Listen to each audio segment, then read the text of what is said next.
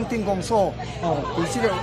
文化季内底所举办的一个系列。啊，阮有第一个系列就是风筝嘉年华，就是会当伫亲子之间来做彩绘，来放风车，来做泡泡龙，用迄个大型的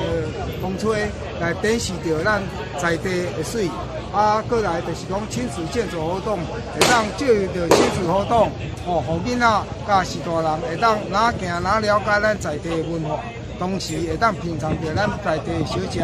共同来达到亲子的互动关系。啊，第三就是cosplay，就是讲针对着这个年度要结束，配合着圣诞节这方面来做一个节庆上的互纵向的表演安尼，来互地方家庭上拢会当有达到一种和乐的效果。包含我们这个北港河堤以及北港的水稻头公园以及北港呢这个朝天宫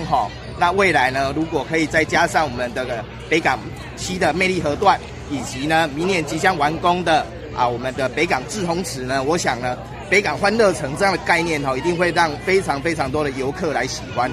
可以吸引更多呢亲子跟年轻的相关的一个观光的族群2019